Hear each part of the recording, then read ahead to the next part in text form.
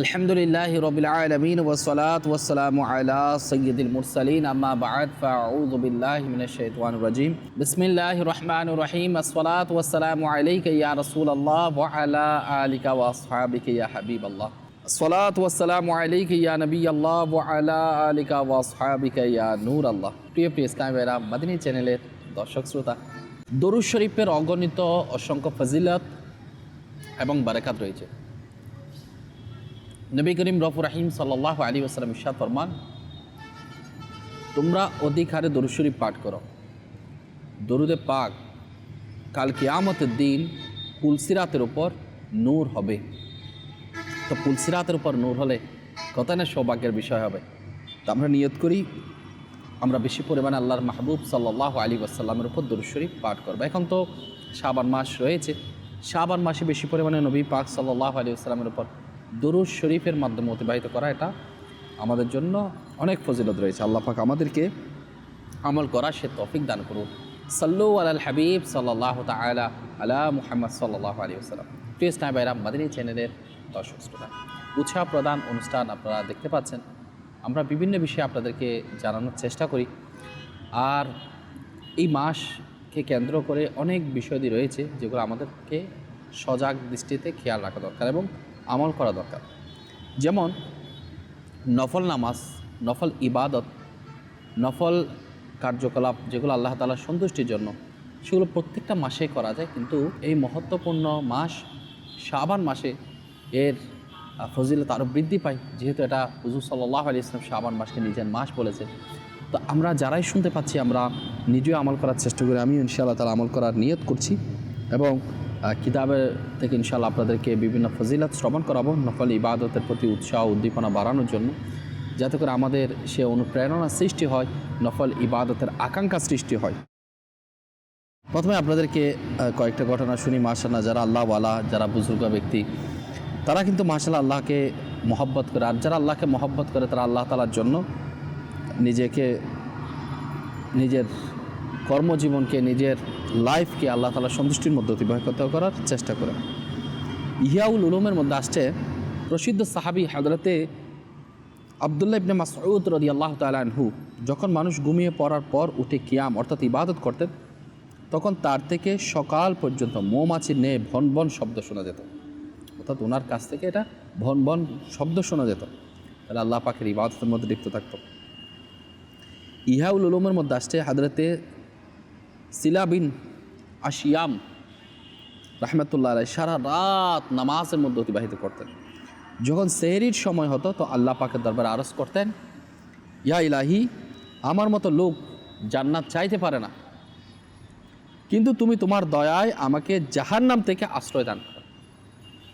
একটা জিনিস বুঝতে হবে, যারা আল্লাহওয়ালা, যারা পরহেজগার ব্যক্তি, তারা ফরজ ইবাদতের পর আল্লাহ তাআলার নফল ইবাদতের প্রতি ঝুঁকে যায়। আর আল্লাহ সুবহানাহু ওয়া তাআলা ওই সব বান্দা যারা নফল ইবাদতের মধ্যে মন লাগায়, নফল ইবাদতের মধ্যে নিজেকে অংশগ্রহণ করার জন্য চেষ্টা করে, তো আল্লাহ সুবহানাহু ওয়া তাআলা তাদেরকে নিজের মাহবুব অর্থাৎ প্রিয় বান্দাদের মধ্যে অন্তর্ভুক্ত করে নেন।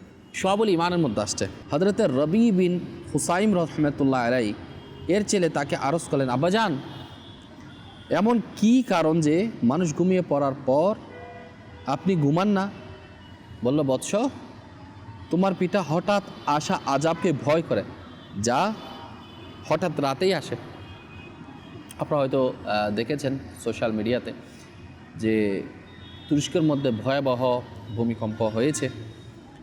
পৃথিবীর বুকে অনেক ভয়াবহ বিপদ সংঘটিত হয়েছে, যেগুলো রাতের শেষ ভাগে, রাতের মধ্যভাগে সংঘটিত হয়েছে। মানুষ যখন ঘুমিয়ে পড়ে ঘুমন্ত অবস্থায়, তো আল্লাহওয়ালাগণ তারা আল্লাহর আযাবকে ভয় করে, আল্লাহ তাআলার ইবাদতের মধ্যে সারা রাত অতিবাহিত করে।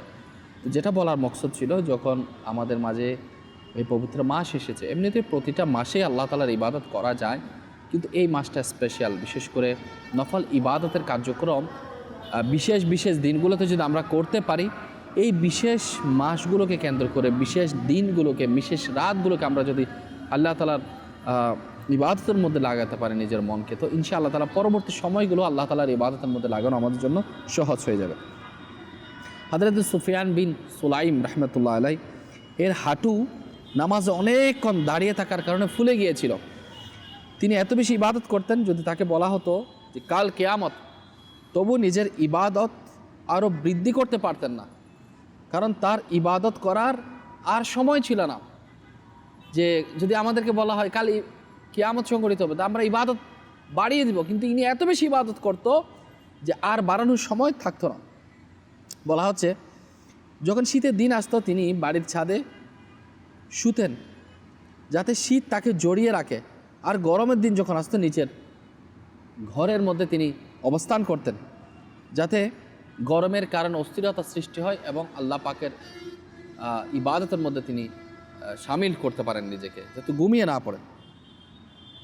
আল্লাহওয়ালা ব্যক্তিরা সর্বদা আল্লাহকে ভয় করে, আল্লাহকে স্মরণ করে।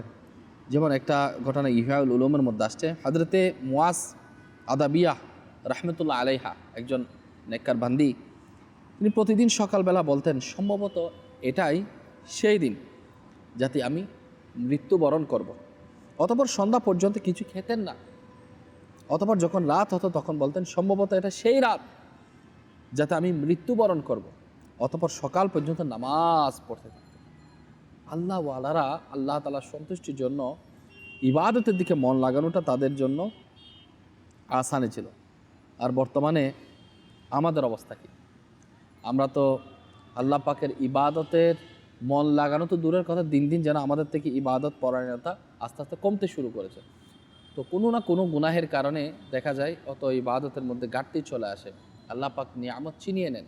তো আমাদের উচিত আমরা আল্লাহ পাকের ইবাদতের মধ্যে যাতে নিজেকে ব্যস্ত রাখতে পারি। বিশেষ করে নফল ইবাদত যেগুলো আছে, কোরআনে পাকের তেলাওয়াত, জিকির আজকার, দুরূদ শরীফ, নফল ইবাদত, গুনাহ থেকে নিজেকে বাঁচানো, পর উপকারিতা, মানুষের মন খুশি করা, মুসলমানদেরকে সাহায্য সহযোগিতা করা, দ্বীনি খেদমতের মধ্যে নিজেকে অন্তর্ভুক্ত করা, ইত্যাদি ইত্যাদি, আল্লাহ তাআলার ভয়ে কান্নাকাটি করা। তো এগুলো আমাদের জন্য খুবই উত্তম রয়েছে। হযরতে কাসিম বিন রাশিদ শাইবানী রহমতুল্লাহ আলাইহি বলেন, হযরতে জামআ রহমতুল্লাহ আলাইহি মুহাসাবে অবস্থান করছিল। তার স্ত্রী ও কন্যারা সাথেই ছিল। তিনি রহমতুল্লাহ আলাইহি রাতে উঠলেন এবং অনেকক্ষণ নামাজ পড়তে থাকেন। যখন সেহরির সময় হতো তিনি উচ্চ আওয়াজে চিৎকার করতে লাগলেন, হে রাতের শিশির অবস্থানকারীরে, কাফেলার মুসাফিররা, সারা রাত কি ঘুমিয়ে থাকবে? উঠে কি সফর করবে না? এখন লোকেরা দ্রুত উঠে গেল। কোথাও থেকে কান্নার আওয়াজ আসতে শুরু করলো, আর কোথাও থেকে দোয়ার প্রার্থনা। একদিক থেকে কোরআনে পাকের তেলাওয়াতের আওয়াজ, অপর দিক থেকে কেউ উজু করছিল। সুবহানাল্লাহ সুবহানাল্লাহ। অতঃপর যখন সকাল হলো তিনি উচ্চ স্বরে ডাকলেন। লোকেরা সকালবেলা পথ চলাকে ভালো মনে করে। সুবহানাল্লাহ। আল্লাহ পাক রব্বুল আলামিনের যারা নেককার বান্দা রয়েছে, যারা মুমিন রয়েছে, পরেজগার রয়েছে, তারা নিজেকে আল্লাহ তাআলার ইবাদতের মধ্যে, নফল ইবাদতের মধ্যে নিজেকে ব্যস্ত রাখার জন্য চেষ্টা করে। আমরাও নিয়ত করি আল্লাহ সুবহানাহু ওয়া তাআলার সন্তুষ্টির জন্য, আল্লাহ সুবহানাহু ওয়া তাআলাকে ভালোবেসে, আল্লাহ সুবহানাহু ওয়া তাআলার মুহাব্বতে নিজের ইবাদত বান্দেগি, নিজের আমলকে বৃদ্ধি করার জন্য চেষ্টা করি। শুধু নিজে নয়, বরঞ্চ নিজেও আমল করার চেষ্টা করি, সাথে সাথে আমাদের যারা পরিবার পরিজন রয়েছে তাদের আমলের কার্যক্রম, নফল ইবাদতের দিকে যারা তাদের মন লাগে, সেক্ষেত্রে আমরা তাদেরকে উৎসাহিত করি। আর এই প্রিয় মাস, যে মাসটা বর্তমানে রানিং রয়েছে, আমাদের উচিত আল্লাহ তাআলা যাদের তৌফিক দিয়েছে, যাদের কোনো শরীরে প্রতিবন্ধকতা নেই, আমরা রোজা রাখার চেষ্টা করতে পারি। যেমন কানজুল উম্মাল অষ্টম খণ্ডের ২৩,৬৩৯ হাদিসে মুবারাকার মধ্যে আসছে যে হযরতে আনাস রাদিয়াল্লাহু তাআলা থেকে বর্ণিত, কিয়ামত দিন রোজাদাররা কবর থেকে বের হবে, তখন তাদেরকে রোজার ঘ্রাণের কারণে চেনা যাবে। তাদের জন্য দস্তরখানা, পানির পাত্র রাখা হবে, যাতে মুশকের মোহর হবে। তাদেরকে বলা হবে, খাও, কেননা রোজা রাখার কারণে দুনিয়ায় তোমরা ক্ষুধার্ত ছিলে। পান করো, রোজা রাখার কারণে দুনিয়াতে তোমরা পিপাসার্থ ছিলে। আরাম করো, রোজার কারণে তোমরা দুনিয়াতে ক্লান্ত ছিলে। তারা খাবে, পান করবে, অথচ তখনও লোকেরা হিসাবের কষ্ট ও পিপাসার মধ্যে লিপ্ত থাকবে। কঠিন ভয়াবহ মুহূর্ত যখন কেউ কারো হবে না, তখন রোজাদাররা ওই নিয়ামত আল্লাহ তাআলার বুক করবে। তখন জানি না আল্লাহর কোন বান্দার কী অবস্থার মধ্যে, কি হালতের মধ্যে থাকে, কঠিন অবস্থা। তো যারা আল্লাহওয়ালা, যারা পরেশগার, যারা আল্লাহকে ভালোবাসে, আল্লাহ তাআলা সন্তুষ্টির জন্য নফল ইবাদতকে নিজের জন্য আবশ্যক করে নিয়েছে, তারাই উত্তম রয়েছে। আল্লাহ পাক তাদেরকে ভালোবাসে। তো আমরাও চেষ্টা করব আল্লাহকে ভালোবেসে আমরা ইনশাআল্লাহ নিজের নফল ইবাদত বৃদ্ধি করবো ইনশাআল্লাহ। নফল ইবাদত, অনেক নফল ইবাদত, মুসলমানকে দেখে মুস্কি হাসা, এটাও কিন্তু সৎকার মতো। আর বিশেষ করে যারা রোজাদার তাদের জন্য ফেরেশতারাও কিন্তু মাগফিরাতের দোয়া করতে থাকে। আর না বললেই নয়, যেহেতু সামনে রমাদানুল মুবারক আসছে, তো রমাদানুল মুবারক অনেকের জন্য রোজা রাখতে প্রথম কষ্ট হয়। যখন 5-10টা চলে যায়, ইজিলিভাবে বাকি রোজাগুলো আদায় করতে পারে, রাখতে পারে। কিন্তু যারা রজব শাবানের মধ্যে কোনো না কোনো রোজা রেখেছে, 1টা 2টা 3টা বা প্রতি সোমবার কিংবা বিশেষ দিনগুলা, লাইলাতুল মেরাজের, রজবের প্রথম রোজা, এরপর যারা অর্ধ শাবানের রোজা, কিংবা যারা এর চাইতে বৃদ্ধি করতে পেরেছে, তাদের জন্য কিন্তু রোজা রাখাটা আসানি হয়ে যায়। তো আল্লাহ পাক আমাদেরকেও রোজা রাখার তৌফিক দান করুন। এবং আল্লাহ সুবহানাহু ওয়া তাআলার পক্ষ থেকে প্রত্যেকটা সময়, প্রত্যেকটা ক্ষণ, প্রত্যেকটা মুহূর্ত যেটা আমাদের কাছ থেকে বিদায় নিচ্ছে, এগুলো সব কিছু মূল্যবান। এই মূল্যবান এবং যেগুলো আল্লাহ তাআলা আরও স্পেশাল করে দিয়েছেন, যেমন লাইলাতুল বারাত বলেন, এরপর লাইলাতুল মেরাজ, রজবের প্রথম তারিখ, 27শে রমাদানুল মুবারক, ইতিকাফের শেষের 10 দিন, সুবহানাল্লাহ সুবহানাল্লাহ, এইসব আল্লাহ পাক রব্বুল আলামিন আমাদের জন্য দিয়েছেন। আল্লাহর মাহবুব সাল্লাল্লাহু আলাইহি ওয়াসাল্লাম রসুল আমরা পেয়েছি। তো আমরা চেষ্টা করব ওই সমস্ত রাতগুলো, ওই সমস্ত দিনগুলো আল্লাহ তাআলার নফল ইবাদতের মধ্যে যাতে আমরা বেশি পরিমাণে কাজে লাগাতে পারি। এটা আমাদের জন্য দুনিয়া আখিরাতের মধ্যে কামিয়াবির একটা ব্যবস্থা হয়ে যাবে ইনশাআল্লাহ তাআলা। আপনাদেরকে একটা ঘটনা শোনাবো যাতে আমাদের মধ্যে নফল ইবাদতের মন মানসিকতার সৃষ্টি হয়। তো দেরি না করে আসুন আমরা ওই ফজিলতপূর্ণ রাত সম্পর্কেও জানি, যাতে আমাদের মধ্যে নফল ইবাদতের সম্পর্কে আমরা শুনতেছি যে কীভাবে আমরা বৃদ্ধি করতে পারি, এই ব্যাপারে উৎসাহ উদ্দীপনা নিচ্ছি। যেমন হযরতে উবাইদ বিন কাআব রাদিয়াল্লাহু তাআলা আনহু বলেন, রাসূল পাক সাল্লাল্লাহু আলাইহি ওয়াসাল্লাম ইরশাদ করেন, আমার নিকট হযরতে জিবরাইল আলাইহিস সালাম শবে বারাতে উপস্থিত হলো। আমাকে বলল যে উঠে নামাজ আদায় করুন, আর আপনার মাথা এবং হাত মোবারক আসমানের দিকে উঠান। আমি জিজ্ঞেস করলাম, হে জিবরাইল, এটা কোন রাত? আরজ করলেন, হে ইয়া রাসূলুল্লাহ সাল্লাল্লাহু আলাইহি ওয়াসাল্লাম, এটি সেই রাত যাতে আসমান এবং রহমতের 300টি দরজা খুলে দেওয়া হয়। আল্লাহ পাকের সাথে শিরিককারী, পরস্পরের সাথে খুব বিদ্বেষ পোষণকারী, মদ্যপায়ী, অপকর্মকারী ব্যতীত সকলকে আল্লাহ পাক ক্ষমা করে দেয়। ওই সকল লোকদের ততক্ষণ পর্যন্ত ক্ষমা হবে না যতক্ষণ পর্যন্ত সত্যিকার তওবা করে নেবে না। তবে মদ্যপানে অভ্যস্তদের জন্য রহমতের দরজাগুলোর মধ্য থেকে একটি দরজা খোলা রাখা হয় যতক্ষণ না তওবা করে নেয়। যখন সে তওবা করে নেয় তখন তাকেও আল্লাহ পাক ক্ষমা করে দেওয়া হয়, আল্লাহ পাকের পক্ষ থেকে তাকে ক্ষমা করে দেওয়া হয়। অনুরূপভাবে যারা বিদ্বেষ পোষণকারী, তো বিদ্বেষ পোষণকারীদের জন্য রহমতের দরজাগুলোর মধ্যে থেকে একটি দরজা খোলা থাকে যতক্ষণ সে নিজের সাথীর, অর্থাৎ যার সাথে সে বিদ্বেষ পোষণ করছে, তার সাথে কথাবার্তা শুরু করবে না। যখন সে তার সাথে কথাবার্তা বলা শুরু করে দেয় তখন আল্লাহ পাক তাকেও ক্ষমা করে দেয়। রাসূল পাক সাল্লাল্লাহু আলাইহি ওয়াসাল্লাম ইরশাদ করেন, হে জিবরাইল, যদি সে তার সাথীদের সাথে কথা না বলে, এমনকি শবে বারাত অতিবাহিত হয়ে যায়, তখন হযরতে সাইয়্যিদনা জিবরাইল আলাইহিস সালাতু ওয়াস সালাম আরজ করেন, যদি সে এই অবস্থায় থাকে, এমনকি অন্তিম মুহূর্ত আসার কারণে তার বুকের নিঃশ্বাস আটকে যায়, তখনও তার জন্য রহমতের দরজা খোলা থাকে যদি সে মৃত্যুর পূর্বে মুসলমানদের প্রতি বিদ্বেষ পোষণ করা থেকে তওবা করে নেয়। সুবহানাল্লাহ। তখন তার তওবা কবুল হয়ে যাবে। অতঃপর নবী পাক সাল্লাল্লাহু আলাইহি ওয়াসাল্লাম জান্নাতুল বাকি থেকে তাশরিফ নিয়ে গেলেন এবং সিজদা অবনত হয়ে এভাবে আল্লাহ সুবহানাহু ওয়া তাআলার দরবারে প্রার্থনা করেন, হে প্রতিপালক, আমি তোমার আযাব থেকে তোমার ক্ষমা, তোমার অসন্তুষ্টি থেকে তোমার সন্তুষ্টি, তোমার থেকে তোমার আশ্রয় প্রার্থনা করছি। তোমার প্রশংসা সমুন্নত, আমি তোমার প্রশংসার হক আদায় করতে পারবো না। তোমার আসল শান তো তাই যা তুমি নিজে বর্ণনা করেছো। সুবহানাল্লাহ, সুবহানাল্লাহ। রাতের চতুর্থ প্রহরে হযরতে সাইয়েদনা জিবরাইল আলাইহিসসালাতু ওয়াসসালাম আবারও অবতীর্ণ হলো এবং আরজ করলো, ইয়া রাসূলুল্লাহ সাল্লাল্লাহু আলাইহি সাল্লাম, আপনার মাথা আকাশের দিকে উঠান। সুবহানাল্লাহ। হুজুর সাল্লাল্লাহু আলাইহি সাল্লামের নিচের মাথা মোবারক আকাশের দিকে উঠালেন, দেখলেন যে রহমতের দরজা খোলা রয়েছে। প্রতিটি দরজায় একজন ফেরেশতা আহ্বান করছে। প্রথম দরজায় এক ফেরেশতা এভাবে বলছে যে, মুবারক হোক ওই ব্যক্তিকে যে এই রাতে ইবাদত করবে। দ্বিতীয় দরজায়ও এক ফেরেশতা বলছে, মুবারক হোক ওই ব্যক্তিকে যে এই রাতে সিজদা করবে। তৃতীয় দরজায় এক ফেরেশতা বলছে যে, মুবারক হোক ওই ব্যক্তিকে যে এই রাত রুকু করবে। চতুর্থ দরজায় এক ফেরেশতা বলছে যে, মুবারক হোক ওই ব্যক্তিকে যে এই রাতে আপন প্রতিপালকের নিকট দোয়া প্রার্থনা করবে। পঞ্চম দরজায় এক ফেরেশতা বলছে, মুবারক হোক ওই ব্যক্তিকে যে এই রাতে আপন প্রতিপালকের নিকট দোয়ার মধ্যে লিপ্ত রয়েছে। সুবহানাল্লাহ। দরজায় এক ফেরেশতা এটাও বলছে যে এই রাতে মুসলমানদের মুবারক হোক। সপ্তম দরজায় এক ফেরেশতা বলছে, আল্লাহ পাককে এক মান্যকারীদের মুবারক হোক।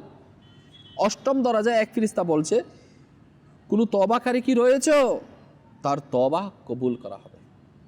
নবম দরজায় এক ফেরেশতা বলছে, কেউ কি আছো ক্ষমা প্রার্থনাকারী, তাকে ক্ষমা করে দেওয়া হবে। আর দশম দরজায় একজন ফেরেশতা বলছে, কেউ কি আছো দোয়া প্রার্থনাকারী, তার দোয়া কবুল করে নেওয়া হবে। অথবা রাসূল পাক সাল্লাল্লাহু আলাইহি ওয়াসাল্লাম ইরশাদ ফরমালেন, হে জিবরাইল, রহমতের এই দরজা কতক্ষণ পর্যন্ত খোলা থাকবে? আরজ করলেন, রাতের শুরু থেকে ফজর উদিত হওয়া পর্যন্ত। নবী করিম রফুর রহিম সাল্লাল্লাহু আলাইহি ওয়াসাল্লাম ইরশাদ করেন, এই রাতে ছাগলের পশমের চেয়েও বেশি মানুষকে আল্লাহ পাক রব্বুল আলামিন ক্ষমা করে দিবেন। এই রাতে মানুষের সারা বছরের আমলসমূহ, পুরা বছরের আমলসমূহ আসমানের দিকে উঠিয়ে নেওয়া হয় এবং এই রাতেই রিজিক বন্টন করা হয়। আর সেই রাত হচ্ছে মধ্য শাবানের রাত, অর্থাৎ লাইলাতুল বারাত, যেটাকে আমরা শবে বারাত বলি। তাহলে যত ইসলামী ভাই শুনতে পারছি, আমরা নিয়ত করি আল্লাহ পাক আমাদেরকে যাদেরকে তৌফিক দিয়েছেন, আমরা ইনশা আল্লাহ তাআলা আল্লাহ পাকের ইবাদতের মধ্যে সময় অতিবাহিত করব। নিজের নফল ইবাদতকে বাড়ানোর জন্য আমরা চেষ্টা করব। কারণ কানজুল উম্মার কিতাবের মধ্যে রয়েছেন উম্মুল মুমিনিন হযরতে সাইয়্যিদাতুনা আয়েশা সিদ্দিকা তাইয়্যিবা তাহেরা আবেদা সালেহা রাদিয়াল্লাহু তাআলা আনহা বর্ণনা করেন, অর্ধ শাবানের রাতে আমার মাথার মুকুট রাসূল পাক সাল্লাল্লাহু আলাইহি ওয়াসাল্লাম সিজদা অবস্থায় দোয়া করতেন। তাহলে সিজদা অবস্থায় দোয়া করার একটা সুন্নাত রয়েছে। আমি আপনাদেরকে রিকোয়েস্ট করব, নিজের ইবাদতকে বাড়ানোর জন্য আমরা সর্বত্র চেষ্টা করি। কারণ নবী পাক সাল্লাল্লাহু আলাইহি ওয়াসাল্লাম আমাদেরকে দয়া করেছেন। যে নবী সাল্লাল্লাহু আলাইহি ওয়াসাল্লামের উসিলায় আমরা এই পবিত্র মুহূর্তগুলো পেয়েছি, এই পবিত্র দিন পেয়েছি, এই পবিত্র রাত পেয়েছি, এই পবিত্র বরকতময় এমন কিছু ইভেন্টস পেয়েছি, যে ইভেন্টসে অল্প সময় ইবাদত করলেও আগেরকার উম্মতের 1000 বছর 500-600 বছর ইবাদত যেতে বেশি সওয়াব এক রাতে, একদিনে, এক মুহূর্তে করা যায়। সেটা আল্লাহ পাকের দয়া অনুগ্রহ আমাদের উপর।